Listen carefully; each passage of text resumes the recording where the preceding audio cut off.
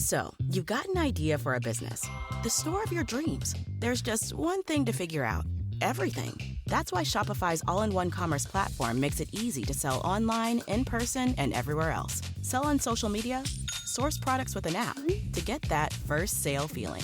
It's the only solution that gives you everything you need to sell everywhere you want. So when you're ready to bring your idea to life, power it up with Shopify. Sign up for a $1 per month trial period at shopify.com/listen. The French Revolution set Europe ablaze. It was an age of enlightenment and progress, but also of tyranny and oppression. It was an age of glory and an age of tragedy. One man stood above it all. This was the Age of Napoleon. I'm Everett Rummage, host of the Age of Napoleon podcast. Join me as I examine the life and times of one of the most fascinating and enigmatic characters in modern history. Look for the Age of Napoleon wherever you find your podcasts.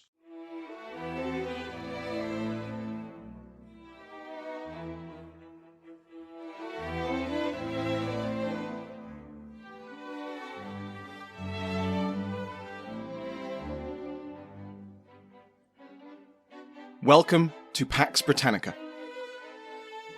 Season 2, Episode 71, The Providence of God.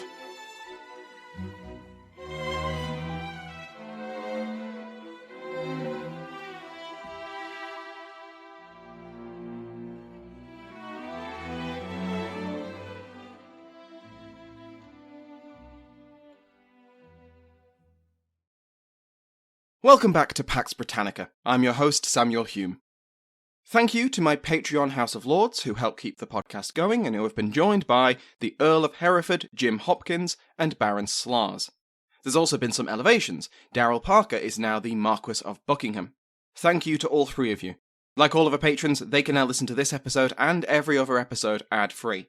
Go to patreon.com/Pax Britannica to find out more.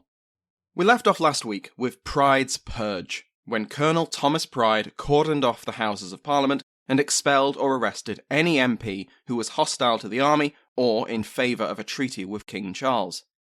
This left the so-called Rump Parliament. Many of the top officers in the army, not to mention the rank-and-file soldiers, were determined to bring the king to trial. Events will move very quickly from here on, and less than 2 months after the army seizes power in Pride's Purge, Charles I will be dead. Christopher Hill, like the proper Marxist historian that he was, made the very interesting point that in these events it was men of lower social stations that were driving things along.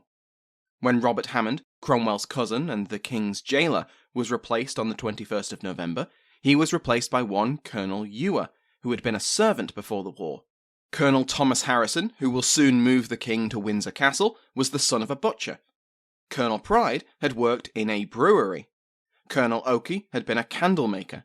Colonel John Hewson was a shoemaker. Colonel Gough was a salter. Colonel Barkstead made thimbles. These men will all help the army take control of the country, bring the king to trial, and some of them would sit as judges and sign his death warrant. They were far from what you could call the traditional rulers of England, and far below the social rank of even relatively minor gentry like Cromwell and Hammond. Speaking of Cromwell, where was Cromwell? Because throughout all of last episode, as well as all through these events, Oliver Cromwell has been conspicuously absent. Well, not anymore. Because on the same day that Pride purged Parliament, Cromwell came calling to the capital. The question, asked then and now, was why he had stayed away. Granted, he did have responsibilities that kept him in the north of England. As we saw, he'd entered Scotland to give the Kirk party the push it needed to get the Engagers out of power. He then stopped by Berwick and Carlisle to ensure they were back in English hands. And then, of course, Pontefract was still under royalist control, and that just wouldn't do. But all in all, it meant that Cromwell was out of the spotlight for a long time. A suspiciously long time. Some historians, as well as many contemporaries, believe that Cromwell knew that events were hurtling towards a decision that he either didn't want to make, or that he wasn't sure he knew his answer to. But that didn't mean he was out of the loop. He was kept informed, and he kept regular communication with Sir Thomas Fairfax, his son-in-law Henry Ireton, the leveller John Lilburne, and his cousin Robert Hammond. In fact, Lilburne travelled north and visited Cromwell in September, and they'd keep in touch. Cromwell gave his implicit support to the Levellers' large petition, and much of his regiment was particularly keen on the ideas within it. But on the question of the king, he seems to have been torn. Writing to Hammond, he agreed with him that a settlement with Charles would be nice, but only if they believed he could be trusted, and only if it appeared to be God's will, and on both points Cromwell was unconvinced. On the 20th of November, he wrote to Fairfax to endorse the army remonstrance, telling his commander that he doubted anything good could come from, quote, "this man against whom the Lord hath witnessed," end quote. Cromwell also backed northern parliamentary gentry in their petition calling for justice against the king. John Morrell and Philip Baker agree that Cromwell wanted the king to face trial, and after his guilt was confirmed, as it surely must be, then he would be forced to abdicate or be forcibly deposed, not executed. At this point, and this is still a very hotly debated subject, it seems like Cromwell wasn't committed to the king actually being executed. Not because of any love for the man Charles Stuart, Cromwell probably thought that the king did deserve to die for his actions, but because it would open up so many old and new wounds. There were safer ways to render the king harmless, by either stripping the monarchy of any real power, stripping the monarchy of Charles Stuart, or both, but this attitude would change. When Cromwell arrived back in London on the evening of Pride's Purge, he stated that he, quote, "had not been acquainted with this design, yet since it was done, he was glad of it," end quote. That's another question hotly debated by historians. How much did Cromwell know about the purge? Because it's hard to see why Ireton would not have kept him in the loop. Our knowledge of Cromwell's views in this period is frustratingly limited, because so few of his letters and papers around this time survive. The stage was now set for the king to be put on trial. But, let's be clear, there was a lot of opposition to putting the king on trial, whether or not his life was in danger, and this includes from those on the Army Council. For starters, it's hard to understate the cultural taboo against harming an anointed king. He was chosen by God, after all, and the scripture was very clear that monarchs should not be harmed. And if there's one thing the officers of the New Model Army took very seriously, it was the Bible. There were also practical considerations, because the army wasn't blind to the fact that many people in London and across the kingdom supported a negotiated settlement with Charles. Pride's Purge had removed anyone who favoured compromise with the king from the Commons, but it hadn't touched the Lords. And the House of Lords was very much against both the purge and any idea of putting the king on trial. If the sovereign was not sacrosanct, where would that leave them? The Presbyterian ministers in London also railed against the army, the purge, and any suggestion that the king could be put on trial. They had an easy angle of attack in that many of the officers of the New Model Army had sworn to the Solemn League and Covenant, which included an oath to protect the king's person and position. This was an oath to God, and to go against it could only lead to dire consequences. Now, so far, these opponents aren't too surprising for the army. The general population, who just wanted peace and who had not borne the brunt of Charles's duplicity like they had. The House of Lords, who were a reactionary anchor. The Presbyterian ministers had been broadly in support of the Newport Treaty. It provided for a Presbyterian religious settlement, and most of their allies in the Commons were now under arrest or had been expelled. Their preference for half measures was well known. But what is interesting and surprising, at least to me, is that the Levellers also opposed putting the king on trial. For Lilburne and his friends, it was a question of legitimacy and of precedence. In the current circumstances, if the army acted on its own authority, never mind the rump of the Parliament, it would only lead to the army ruling the kingdom. If there was one thing the Levellers really weren't in favour of, it was government by the sword. There was a general suspicion of the army from the Levellers, who were getting more and more concerned about the army's tendency to resort to force to get their way. The March on London and the Purge of Parliament was just the latest. Plus, there were lingering doubts about the fate of Rainsborough, the martyr of the Leveller cause. Had counter-revolutionaries among the grandees conspired to see him dead? That said, the Levellers were in favour of the king facing justice, but it had to be done by a government which represented the people. The agreement of the people had to be implemented first. Only a new constitutional order could put the king on trial. The army, running roughshod over the civilian government, was not at all what they wanted. Speaking of the army running roughshod, on the 8th of December, Fairfax sent more troops into the city of London, with orders to seize the parliamentary treasury and distribute the full amount of outstanding wages still due to his men. Remember when that was all that the army wanted? To be paid? This is why you make sure to pay the men with guns. Anyway, to make sure that this redistribution of wealth went off without any problems, the soldiers brought along the big guns. Literally, several pieces of artillery were wheeled into place, aimed at key positions. On the same day, soldiers quartered in St. Paul's Cathedral built bonfires to keep themselves warm in the winter weather, and they carved up the pews and furniture throughout the cathedral, piling it into the centre before setting it all alight. If you know the history of London, you might recall that the current St. Paul's Cathedral was rebuilt after it burnt down in a fire. Somehow it wasn't this one. The Great Fire of London, which will claim it, was still a decade and a half away. By the 11th of December, a new agreement of the people was drafted after discussions between Ireton and his fellow officers and John Lilburne and other leading levellers. This was the Committee of 16 I mentioned last week, which was made up of equal parts army officers, levellers, civilian independents and sympathetic MPs. They'd been working on this since mid-November, although their meetings were probably postponed while the army officers were otherwise occupied orchestrating a coup, but by the 11th, they were ready. Gentles sums up the feeling on the committee, quote, "All the participants seemed to share the conviction that they were taking part in deliberations of the greatest historical importance. They believed that Providence had handed them an unrepeatable opportunity to shape the political and spiritual destiny of their country." End quote. The new agreement said the following.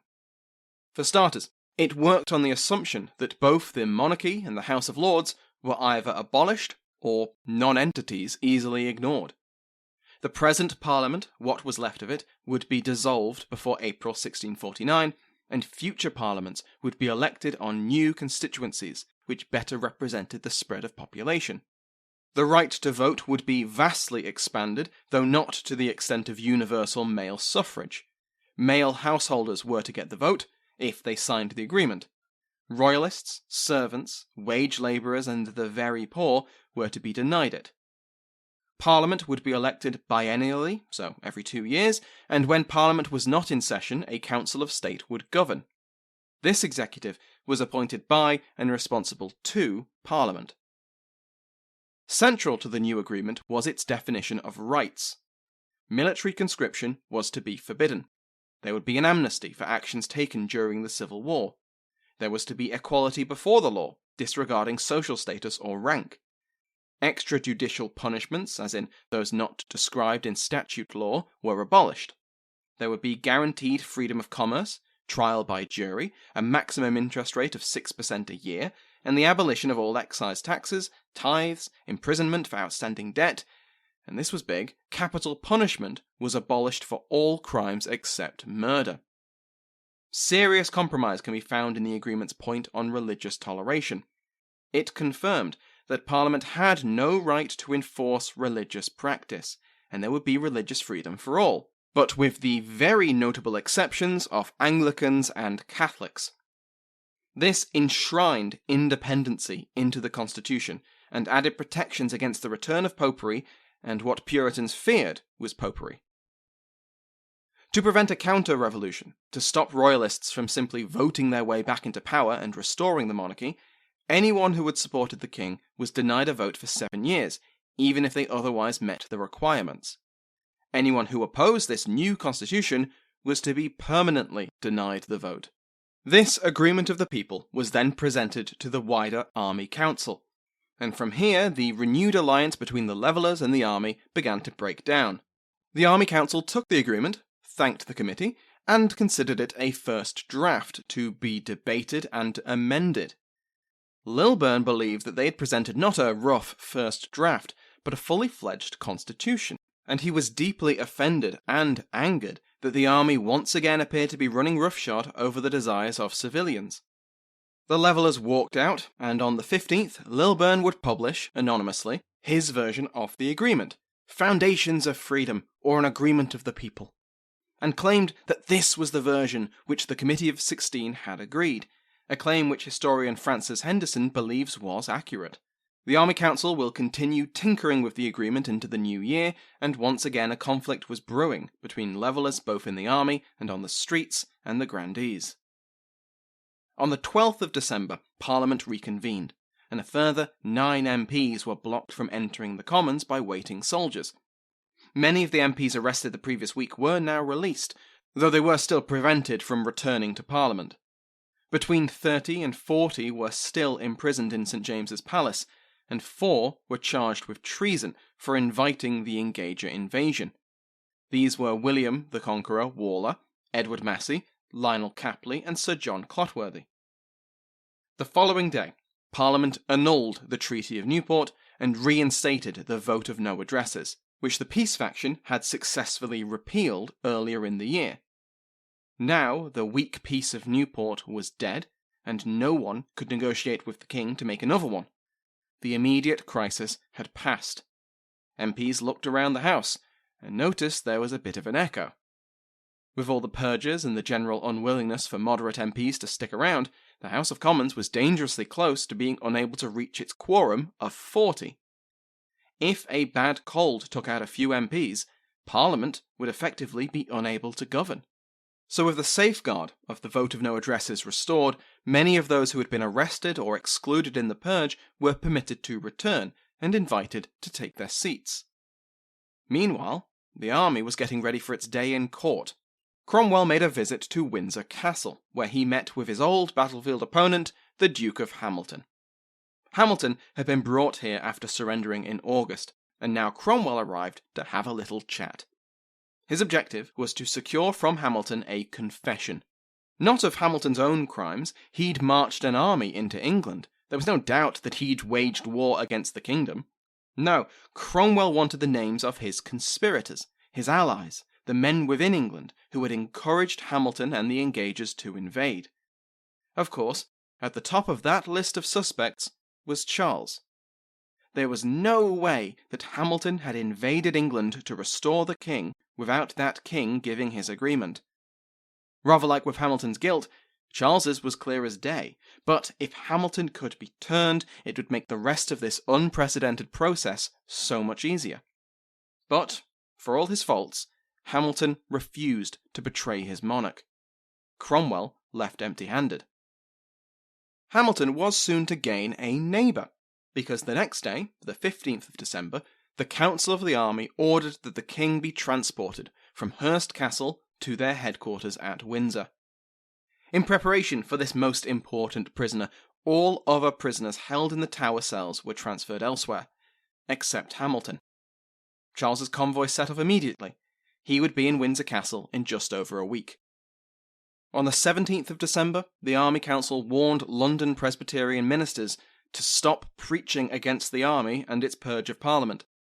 Cromwell and Ireton visited many of these ministers personally to threaten them, and they ordered several more regiments into the city. The London Common Council, which had just a few months earlier petitioned Parliament to come to terms with the king, now attempted to curry favour with the soldiers. They presented a gift of 100 barrels of beer and 2 cartloads of bread, cheese and butter. Ian Gentles notes that this did not impress the officers, who still viewed the council with hostility. As much as I imagine the rank and file were happy accepting the peace offering, the Army Council was not. On the 21st, the elections for the council were rigged to specifically exclude royalists, Presbyterians, and anyone who had signed a petition calling for the king to be brought to London.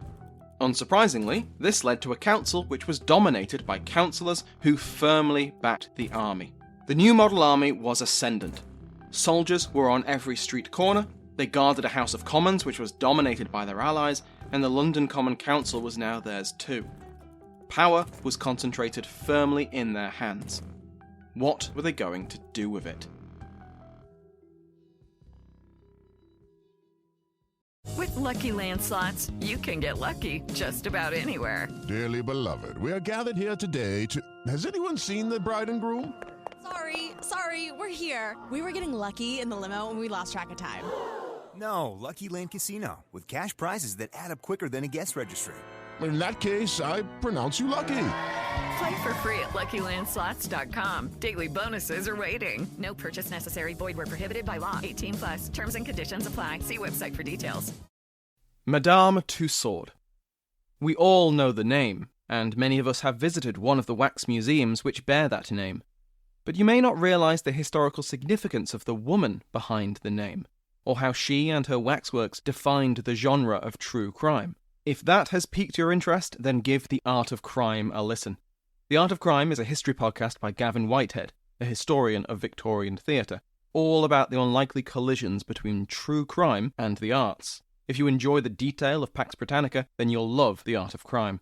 The latest season of The Art of Crime tells two stories. First, it chronicles Tussaud's career, starting in pre-revolutionary France and ending in Victorian London. Second, it tracks the evolution of the Chamber of Horrors, a showroom in her wax museum that exhibited macabre curiosities, including effigies of notorious criminals.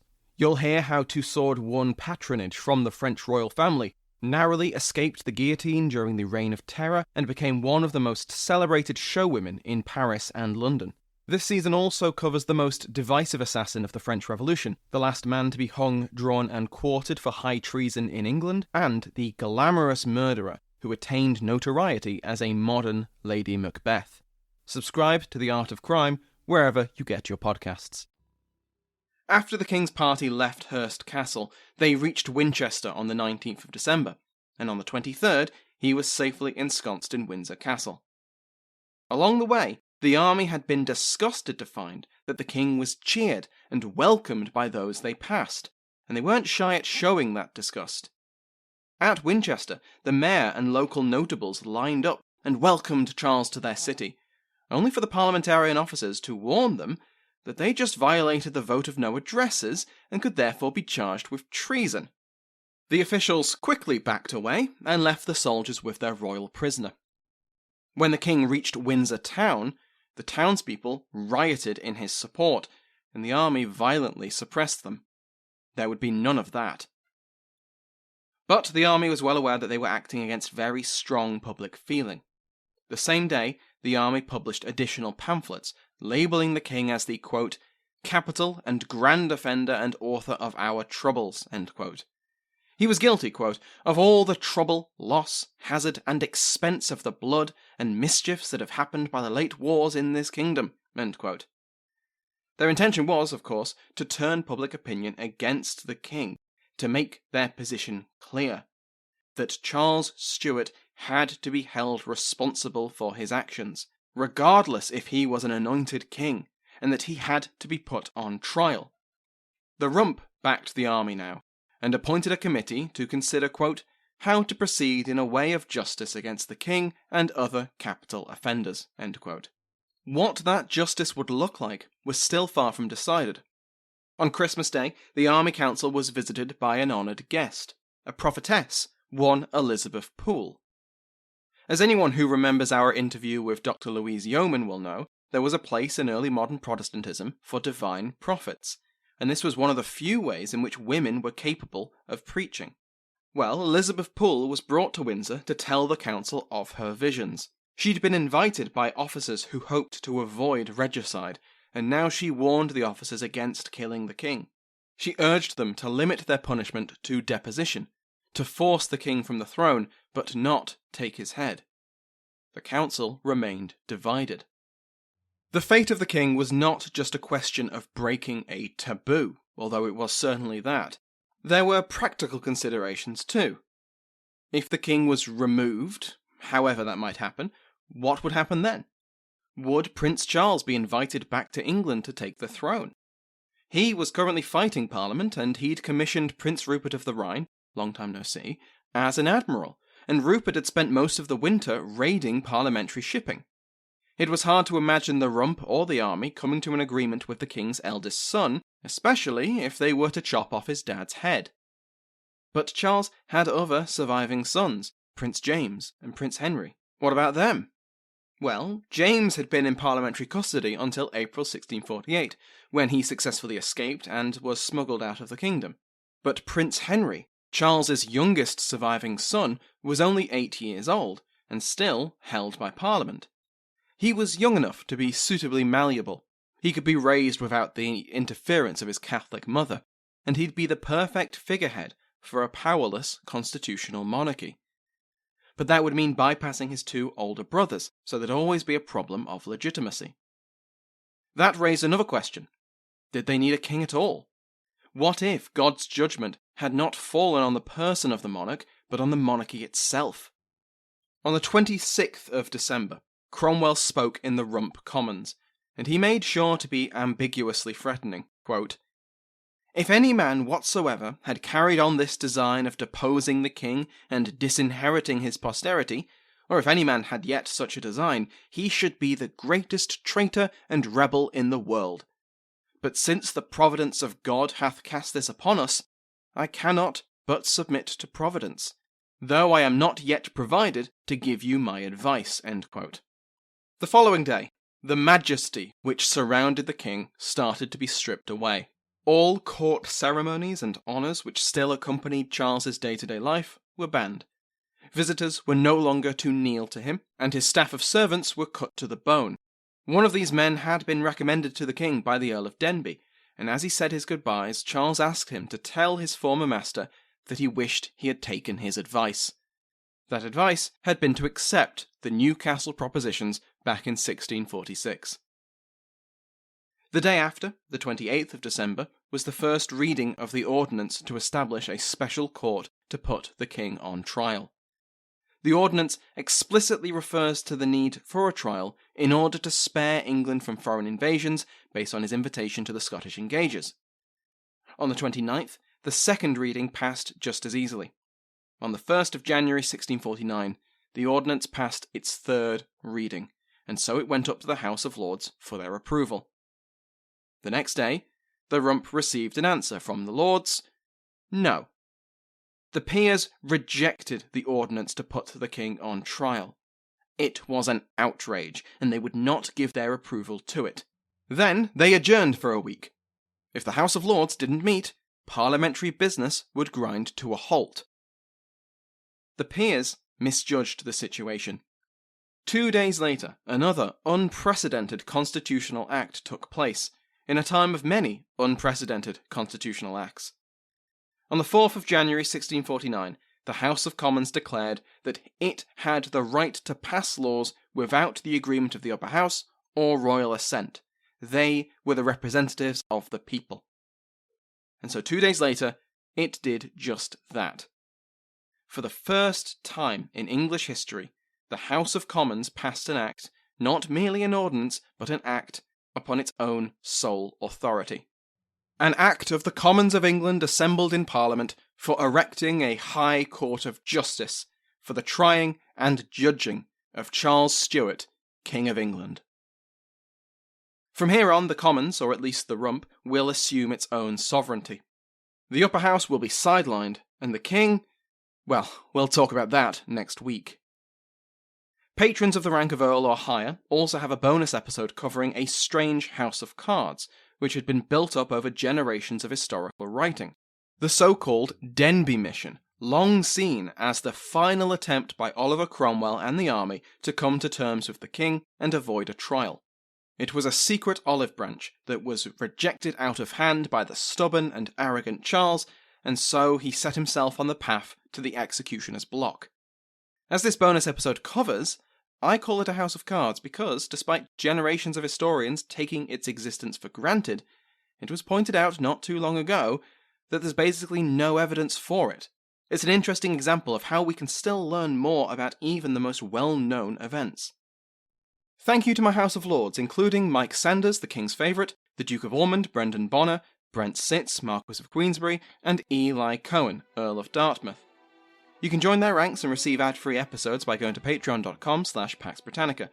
Remember that you can join the mailing list to be notified about new episodes and news about the show by going to the link in the description.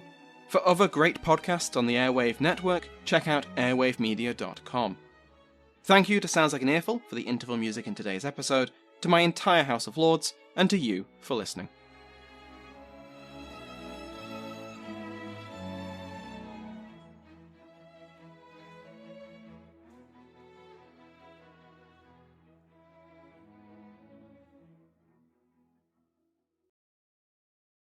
With the Lucky Land Slots, you can get lucky just about anywhere. This is your captain speaking. We've got clear runway and the weather's fine, but we're just going to circle up here a while and get lucky. No, nothing like that. It's just these cash prizes add up quick. So I suggest you sit back, keep your tray table upright, and start getting lucky. Play for free at LuckyLandSlots.com. Are you feeling lucky? No purchase necessary. Void where prohibited by law. 18+ terms and conditions apply. See website for details.